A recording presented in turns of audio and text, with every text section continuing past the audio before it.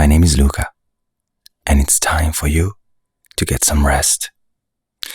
Get comfortable in your cozy nest while I will make you relax with a touch of an Italian accent. Goldilocks and the Three Bears. Once upon a time, there were 3 bears who lived together in a house of their own in the wood. One of them was a little wee bear, and one was a middle-sized bear, and the other was a great big bear. They had each a bowl for their porridge, a little bowl for the little wee bear, and a middle-sized bowl for the middle-sized bear, and a great bowl for the great big bear. And they had each a chair to sit in, a little chair for the little wee bear, and a middle-sized chair for the middle-sized bear, and a great chair for the great big bear. And they had each a bed to sleep in, a little bed for the little wee bear, a middle-sized bed for the middle-sized bear, and a great bed for the great big bear. One day, after they had made the porridge for the breakfast and poured it into their porridge bowls, they walked out into the wood while the porridge was cooling, that they might not burn their mouth by beginning too soon, for they were polite, well-brought-up bears. And while they were away, a little girl called Goldilocks, who lived at the other side of the wood and had been sent on an errand by her mother, passed by the house and looked in at the window. And then she peeped in at the keyhole, for she was not at all a well-brought-up little girl. Then, seeing nobody in the house, she lifted the latch. The door was not fastened because the bears were good bears who did nobody any harm and never suspected that anybody will harm them. So Goldilocks opened the door and went in, and well pleased was she when she saw the porridge on the table. If she had been a well-brought-up little girl, she would have waited till the bears came home, and then, perhaps, they would have asked her to breakfast. For they were good bears, a little rough or so, as the manners of bear is, but for all they're very good-natured and hospitable. But she was an impudent, rude little girl, and so she set about helping herself. First, she tasted the porridge of the great big bear, and that was too hot for her. Next, she tasted the porridge of the middle-sized bear, but was too cold for her. And then she went to the porridge of the little wee bear and tasted it, and that was neither too hot nor too cold, but just right. And she liked it so well that she ate it all up, every bit. Then Goldilocks was so tired, for she had been catching butterflies instead of running on her errand, sat down in the chair of the great big bear. But that was too hard for her. And then she sat down in the chair of the middle-sized bear, and that was too soft for her. But when she sat down in the chair of the little wee bear, that was neither too hard nor too soft, but just right. So she seated herself in it, and there she sat till the bottom of the chair came out, and down she came, plumped upon the ground.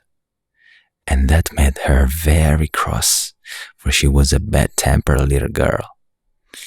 Now, being determined to rest, Goldilocks went upstairs into the bedchamber in which the three bears slept. And first, she laid upon the bed of the great big bear, but that was too high at her head for her. And next, she lay down upon the bed of the middle-sized bear, and that was too high at the foot for her. Then she laid upon the bed of the little wee bear, and that was neither too high at the head nor at the foot, but just right.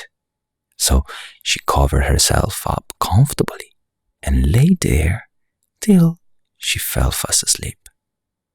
By this time, the three bears thought their porridge would be cool enough for them to eat it properly, so they came home to breakfast. Now careless Goldilocks had left the spoon of the great big bear standing in his porridge. "Somebody has been at my porridge," said the great big bear in his great rough gruff voice. Then the middle-sized bear looked at his porridge and saw the spoon was standing in it too. "Somebody has been at my porridge," said the middle-sized bear in his middle-sized voice. Then the little wee bear looked at his, and there was the spoon in the porridge bowl, but the porridge was all gone. "Somebody has been at my porridge and has eaten it all up," said the little wee bear in his little wee voice. Upon this, the three bears, seeing that someone had entered the house and eaten up the little wee bear's breakfast, began to look about them. Now the careless Goldilocks had not put the hard cushion straight when she rose from the chair of the great big bear. "Somebody has been sitting in my chair," said the great big bear in his great rough, gruff voice. And the careless Goldilocks had squatted down the soft cushion of the middle-sized bear. "Somebody has been sitting in my chair," said the middle-sized bear in his middle-sized voice. "Somebody has been sitting in my chair and has sat the bottom through," said the little wee bear in his little wee voice. Then the three bears thought they had better make further search in case it was a burglar, so they went upstairs into their bedchambers. Now Goldilocks had pulled the pillow of the great big bear out of his place. "Somebody has been lying in my bed," said the great big bear in his great, rough, gruff voice. And Goldilocks had pulled the bolster of the middle-sized bear out of his place. "Somebody has been lying in my bed," said the middle-sized bear in his middle-sized voice. But when the little wee bear came to look at his bed, there was the bolster in its place, and the pillow was in its place upon the bolster. And upon the pillow, there was Goldilocks' yellow head, which was not in its place, for she had no business there. "Somebody has been lying in my bed, and here she is still," said the little wee bear with his little wee voice. Now Goldilocks had heard in her sleep the great, rough, gruff voice of the great big bear, but she was so fast asleep that it was no more to her than the roaring of the wind or the rumbling of a thunder. And she had heard the middle-sized voice of the middle-sized bear, but it was only as if she had heard someone speaking in a dream. But when she heard the little wee voice of the little wee bear, it was so sharp and so shrill that it awakened her at once.